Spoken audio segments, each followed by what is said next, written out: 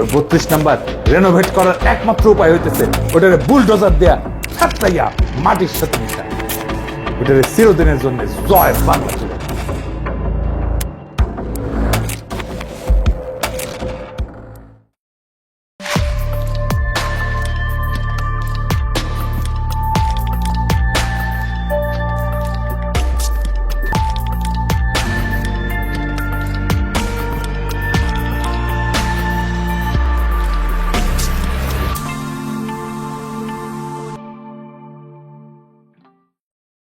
ঈদ মোবারক। বাংলাদেশের সংগ্রামী ছাত্র জনতাকে আমার অভিবাদন।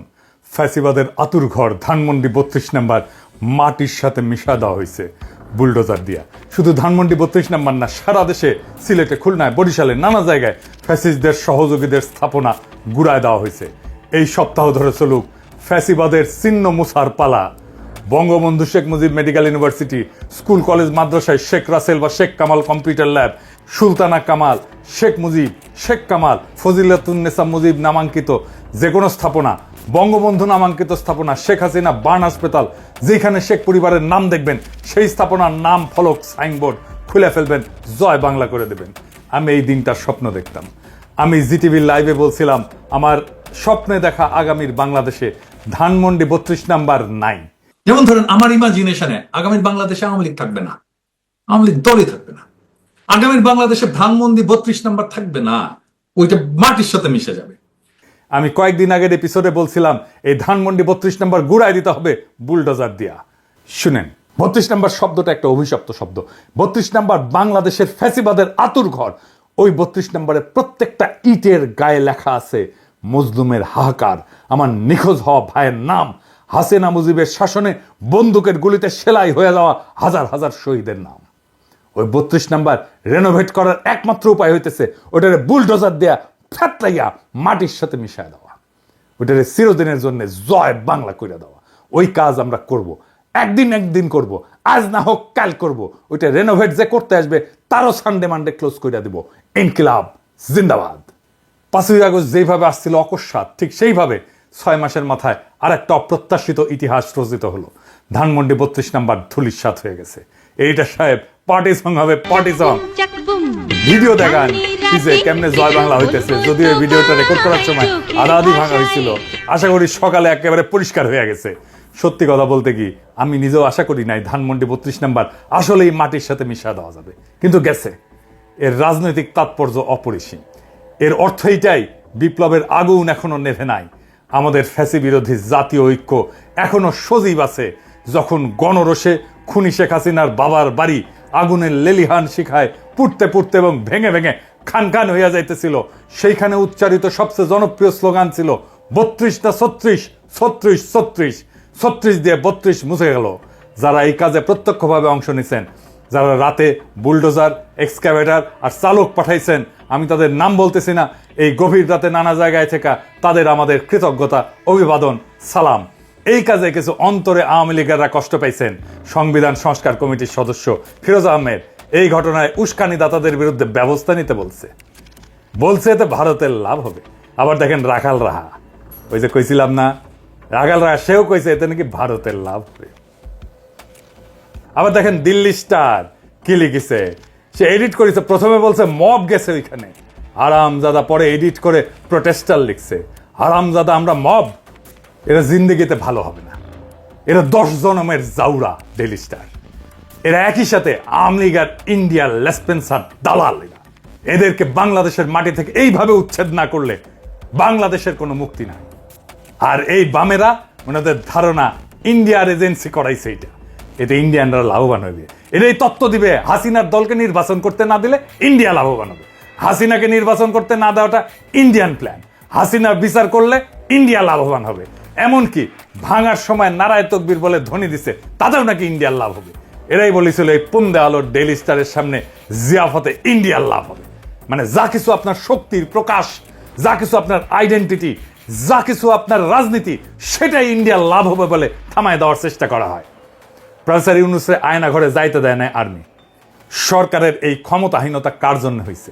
এইসব সুশীলদের জন্য, এইসব বামেদের জন্য, এইসব ইন্ডিয়া প্রেমীদের জন্য। এখন এরা কান্নাকাটি করে, ধানমন্ডি 32 নম্বর গুড়ায় দেওয়ার এই ঘটনা প্রফেসর ইউনূসের সরকারের শক্তি বাড়াইছে, ছাত্রদের শক্তি বাড়াইছে। আমরা আবার জুলাই আগস্ট বিপ্লবের শক্তিকে সংহত করতে পারছি। এই প্রথম ছাত্ররা 5ই আগস্টের পরে একটা সিগনিফিক্যান্ট রাজনৈতিক কর্মসূচিকে সফল করতে পারলো। এইটা ইন্ডিয়ার দালালদের পছন্দ হইতেছে না, ওদের পুচ্ছে আগুন ধরে গেছে। আমারেও রয়ের এজেন্ট বলা হয়। আবার এইদিকে আমার মৃত্যু পরোয়ানা জারি করেছে, আমার নাকি কোপানো হবে, অ্যাসিড ছুড়ে মারা হবে ইত্যাদি প্রকাশ্যে হুমকি দেওয়া হয়েছে। দেখেন ভাইজান, আমরা যদি মরে যেতে হয় তাহলে কি কোনো অসুবিধা আছে? আমার সাথে ঢের কম বয়সের ছেলেমেয়েরা জুলাই আগস্ট বিপ্লবে প্রাণ দিছে, আমারও না হয় প্রাণ গেল, কিছু যায় আসে। আমার ফাইটটা করার দরকার ছিল, সেটা শেষ হয়েছে। এই ফাইটটা দিব জন্য প্রাণ বাঁচাইতে পালাইছিলাম।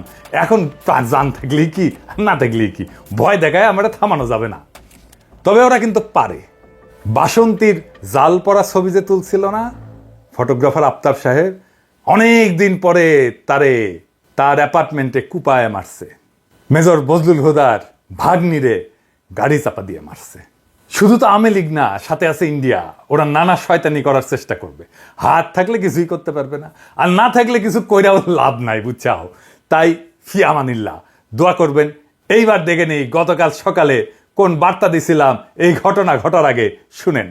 আসসালামু আলাইকুম। আজ রাত 9টায় গণহত্যাকারী, খুনি, নির্লজ্জ ফ্যাসিস্ট হাসিনা ছাত্রদের উদ্দেশ্যে বক্তব্য দেওয়ার খায়েশ করেছে। এই স্পর্ধার জবাব দিতে হবে। এই স্পর্ধার জবাব দেব আমরা ধানমন্ডি 32 নাম্বার গুড়িয়ে দিয়ে। যেই মুহূর্তে সে বক্তব্য দেওয়া শুরু করবে সেই মুহূর্তে আপনারা দলে দলে আসবেন, ধানমন্ডি 32 নাম্বারে বুলডোজার নিয়ে আসবেন। বুলডোজার না পাওয়া গেলে হাতুড়ি শাবল গাইতি নিয়ে আসবেন। ধানমন্ডি 32 নাম্বার আজ থেকে আর থাকবে না। ইতিহাসের দায় মোচন করবেন। ফ্যাসিবাদের আতুর ঘর নিশ্চিহ্ন করতে আসবেন। গান গাইতে গাইতে আসবেন, স্লোগান দিতে দিতে আসবেন, সন্তানের হাত ধরে আসবেন। মুখে হাসি আর বুকে প্রতিরোধের আগুন নিয়ে আসবেন। ফ্যাসিবাদের ধ্বংসস্তূপের উপরে ছাত্র জনতার বিজয় নিশান উড়াতে আসবেন। আজ রাত 9টায় সেই ইতিহাস রচিত হোক।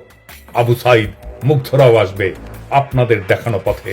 আসেন, অসমাপ্ত কাজ আজ আমরা সম্পাদন করি, ইতিহাসের দায় মোচন করি। ধানমন্ডি 32 নাম্বার থাকবে না। ছাত্র জনতা ঐক্য জিন্দাবাদ, ইনকিলাব জিন্দাবাদ। এই মুহূর্তে প্রফেসর ইউনূসের সরকারের দরকার তার ক্ষমতাকে সংহত করা। বিপ্লবের শক্তি সংহত করছে তার শক্তিকে, প্রফেসর ইউনূস তার ক্ষমতাকে সংহত করবেন। ওনাকে নির্দেশনা দিতে হবে, সকল সরকারি দপ্তর থেকে মুজিবের ছবি নামায় ফেলতে হবে। সেনাপ্রধানের দপ্তর সহ আমরা দেখছি সেনাপ্রধানের দপ্তরে মুজিবের ছবি পিছনে এখনো জল করতেছে। যে আয়নাঘর ভিজিট করতে পারেন নাই প্রফেসর ইউনূস, সেই আয়নাঘরে অবিলম্বে ভিজিটে যাইতে দিতে হবে। আমাদের এক নতুন পর্যায়ে শুরু হইল। ফ্যাসিস্ট চিহ্নের মূলোৎপাটনের প্রেক্ষাপটে জুলাই গণ অভ্যুত্থানের নতুন ঘোষণা, জেগে ওঠো নতুন বাংলাদেশ। জুলাই গণ অভ্যুত্থানের ফ্যাসিস্ট আওয়ামী লীগ শক্তির পতনের দিন 5ই আগস্টের মতো আজকেও গণ অভ্যুত্থানের একটা বিশেষ দিন। বাংলাদেশের দেশপ্রেমিক বিপ্লবী জনতা আবার রাখছে। এর মধ্য দিয়ে জুলাই গণ অভ্যুত্থানের প্রথম ধাপ পূরণ হইল।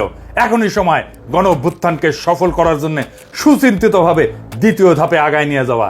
তাই বিশেষ এই ঐতিহাসিক মুহূর্তে দেশ, জাতি, সাধারণ মানুষের স্বপ্ন আকাঙ্ক্ষা পূরণে লড়াইরত মানুষের সামিল হিসাবে আমার সকল রাজনৈতিক, অরাজনৈতিক বন্ধু, মঙ্গলাকাঙ্ক্ষী, সহযোদ্ধা, সকল দেশপ্রেমিক মানুষের কাছে এই ঘোষণা হাজির করতেছি।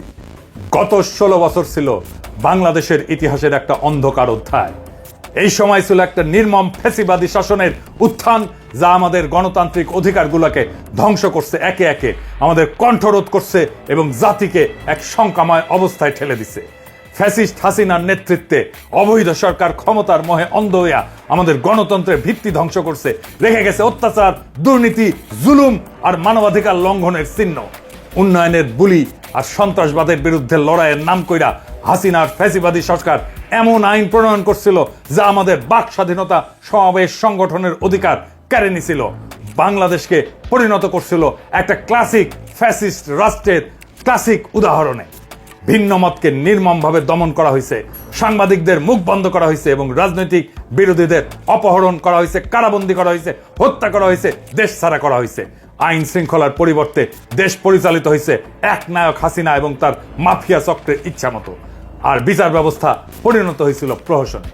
তার শাসন আমলে দুর্নীতি ফুলে ফেঁপে উঠছিল, যেখানে সরকারি কর্মকর্তারা জনগণের সম্পদ লুইটা নিজেদের পকেট ভরিছে, জনগণের সেবা অবহেলিত হয়েছে, অর্থনীতি স্থবির হয়ে পড়ছে এবং দারিদ্র আরো গভীর হয়েছে। অগণিত বাংলাদেশি নাগরিক তাদের জীবিকা নির্বাহে হিমশিম খাইছে। বাংলাদেশকে তৈরি করে ফেলা হয়েছিল ভারতের নয়া উপনিবেশে। বাংলাদেশের বাজারকে উন্মুক্ত করে দেওয়া হয়েছিল ভারতের লুটপাটের জন্য। 1947 সালে ভারতের পাশাপাশি পাকিস্তান এবং বাংলাদেশ একীভূত রাষ্ট্রীয় কাঠামোয় উপনিবেশ থেকে স্বাধীন হওয়ার পর থেকে পাকিস্তানের বিরুদ্ধে বাংলাদেশের মানুষদের উপর অর্থনৈতিক এবং সামাজিক শোষণের প্রতিবাদ শুরু হয়। তখন থেকে শেখ মুজিবের রাজনীতি ছিল ক্ষমতার হিস্সা আদায়ের। বাংলাদেশের সাধারণ মানুষদের অর্থনৈতিক এবং সামাজিক বৈষম্যের কথা মুখে বললেও শেখ মুজিব কিংবা আওয়ামী লীগ কখনোই সাধারণ মানুষের অধিকার আদায়ের রাজনীতি করে নাই। তারা সবসময় ক্ষমতা চাইছে, পাকিস্তানি কর্তৃপক্ষের বদলে নিজেরা বাংলাদেশের মানুষের উপরে শোষণ চালানোর মালিকানা চাইছে। সেই জন্য শেখ মুজিব বারবার ক্ষমতা বসতে চাইছে। 1971 সালে বাংলাদেশের সাধারণ মানুষ যখন অর্থনৈতিক, সামাজিক এবং বৈষম্য অবসানের জন্য, নিজেদের মানবিক অধিকার প্রতিষ্ঠার জন্য, সাম্যের জন্য মুক্তিযুদ্ধে অংশগ্রহণ করে, তখন আওয়ামী লীগরা ভারতে বৈশা পাকিস্তানিদের হটায় নিজেরা ক্ষমতা বসার নীল নকশা তৈরি করে ভারতের সাথে বৈশা। স্বাধীনতার পরপর আওয়ামী লীগ তাই করে। বাংলাদেশে পাকিস্তানি স্বৈরাচার যা করছিল, পাকিস্তানি স্বৈরাচারের পরিবর্তে আওয়ামী স্বৈরাচার কায়েম হয়। আওয়ামী নির্যাতন, শোষণ, খুন, রাজধানী ধর্ষণ, লুটতরাজে পাকিস্তান আমলের চেয়ে খারাপ অবস্থা তৈরি হয়।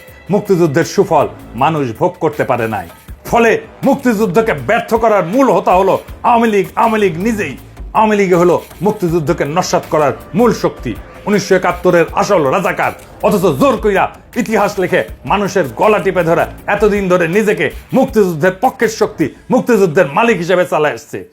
2009 সালে ক্ষমতায় আসার পর আওয়ামী লীগের ভয়ঙ্কর দানব চেহারা আবার বাইর হয়ে পড়ে। বিপুল লুটতরাজ, চুরি, ডাকাতি, বিরোধী মতের লোকদের খুন খারাপি, ধর্ষণ, গুম সবই শুরু হয়। তাদের 16 বছরের শাসন বাংলাদেশের মানুষের উপরে ভয়াবহ গজবের মতো নাইমা আসে এক অন্ধকারের জাহেলিয়াত। এই অপশক্তির 71 বিরোধী চেহারা, গণবিরোধী রূপ এখন পরিষ্কার। আজ এই বিশেষ পরিস্থিতিতে আওয়ামী লীগকে বাংলাদেশ বিরোধী শক্তি ঘোষণা করতেছি। সকল দেশপ্রেমিক শক্তির প্রতি আহ্বান জানাচ্ছি, বাংলাদেশ বিরোধী এই দানবের অস্তিত্ব, সকল চিহ্ন, সকল প্রতীক নির্মূল করুন। যারা আওয়ামী লীগের পক্ষে দাঁড়াবে তাদের চিহ্নিত করুন, প্রতিহত করুন। বাংলাদেশের মাটিতে বাংলাদেশ বিরোধী অপশক্তি আওয়ামী লীগের জায়গা নাই। যারাই আওয়ামী লীগের পক্ষে দাঁড়াবে তাদেরকেই প্রতিরোধ করুন, প্রতিহত করুন। গণহত্যাকারী ফ্যাসিস্ট হাসিনা ও তার শাসনের যাবতীয় রাষ্ট্রযন্ত্র, বর্তমান প্রশাসন, সেনা, পুলিশ, বিভিন্ন সরকারি সংস্থায় ঘাপটি মেরে বসে থাকা দেশদ্রোহী আওয়ামী দালাল 2024-এর গণ অভ্যুত্থান নস্যাৎকারী দুর্বৃত্তদেরকে চিহ্নিত করার নিমিত্তে ট্রুথ অ্যান্ড রিকনসিলিয়েশন কমিশন গঠন করতে হবে এবং তার মাধ্যমে সেসব অপরাধীদের বিচার এবং শাস্তি নিশ্চিত করতে হবে। অতি সত্বর সংবিধানের মূলনীতির প্রশ্নে গণভোটের আয়োজন করতে হবে এবং সব স্টেক হোল্ডারদের সাথে আলাপ আলোচনা কইরা এসব কাজ করার উপযোগী সরকার গঠনের জন্য ডাক দিতে হবে। যেসব হাজারো শহীদ তাদের জীবন উৎসর্গ করছেন এই অত্যাচারী শাসনের বিরুদ্ধে লড়াইয়ে, তাদের আত্মত্যাগ ব্যর্থ হইতে দেওয়া যাবে না। এখন আমাদের সুযোগ আসছে একটা নতুন বাংলাদেশ গড়ার, একটা বাংলাদেশ যা হবে স্বাধীন, ন্যায়ভিত্তিক, সমৃদ্ধ। আমাদের গণ অভ্যুত্থানের প্রথম ধাপ সফল হয়েছে। ফ্যাসিস্ট শেখ হাসিনা আর তার সন্ত্রাসী সংগঠন আওয়ামী লীগকে ক্ষমতা থেকে উৎখাত করা হয়েছে। বিদ্যমান সংবিধান 36 জুলাই গণ অভ্যুত্থানের মাধ্যমে শূন্যতায় পরিণত হয়েছে। এই ঘোষণাই হবে নতুন শাসন ব্যবস্থা এবং রাষ্ট্র পরিচালনার ভিত্তি। এখন দ্বিতীয় ধাপে আমাদের কাজ হইল সামাজিক ন্যায় বিচার, সাম্য এবং মানবাধিকারের ভিত্তিতে একটা নতুন দেশ গড়া। এর জন্য প্রয়োজন বর্তমান সরকারকে আরো বেশি অন্তর্ভুক্তিমূলক, আরো বেশি সম্প্রসারিত এবং প্রয়োজনে বিভিন্ন রাজনৈতিক দল, পেশাজীবী, ছাত্র জনতার প্রতিনিধিত্ব এবং অংশগ্রহণের ব্যবস্থা করা, যাতে জুলাই অভ্যুত্থানের সাথে থাকা সকল শক্তিকে একসাথে নিয়ে অভ্যুত্থানের জন আকাঙ্ক্ষা বাস্তবায়ন নিশ্চিত করা যায়। সামরিক বাহিনীর উপরে অন্তর্বর্তীকালীন সরকারের পূর্ণ কর্তৃত্ব নিশ্চিত করতে হবে। ভারতপন্থী দুর্বৃত্ত জেনারেলদের সেনাবাহিনী থেকে বহিষ্কার করতে হবে। আসেন আমাদের শহীদদের স্মৃতি শ্রদ্ধার সাথে ধারণ করে এমন একটা বাংলাদেশ গড়ি যেখানে বৈষম্যহীন সমাজ ব্যবস্থা প্রতিষ্ঠিত হবে। একটা দেশ যেখানে প্রত্যেক নাগরিক তাদের বিশ্বাস যাই হোক না কেন, পটভূমি যাই হোক না কেন, ধর্ম যাই হোক না কেন, মর্যাদা এবং সম্মানের সাথে বিবেচিত হবে, যা বাংলাদেশের জনমানুষের সঠিক ঐতিহাসিক বিকাশ এবং সাংস্কৃতিক সিলসিলা ধারণ কইরা বিশ্ব মানবের অগ্রযাত্রায় সামিল হবে। আসেন আমরা এমন একটা বাংলাদেশ গড়ি যা হবে বিশ্বের নির্যাতিত মানুষের জন্য আশার বাতিঘর। 4টা মূলনীতিতে দেশকে আবার ঐক্যবদ্ধ করি। আমাদের যার যার রাজনৈতিক লক্ষ্য যাই থাকুক না কেন, এই 4টা নীতিতে আমরা ইস্পাত কঠিন ঐক্য ধরে রাখবো। 1 নাম্বার, আওয়ামী বাকশালী রাজনীতি নির্মূল। 2 নাম্বার, ভারতীয় আধিপত্যবাদ নির্মূল। 3 এবং 4 নাম্বার, সাম্যের এবং ইনসাফের রাষ্ট্র প্রতিষ্ঠা। জুলাই গণ অভ্যুত্থান জিন্দাবাদ, ইনকিলাব জিন্দাবাদ।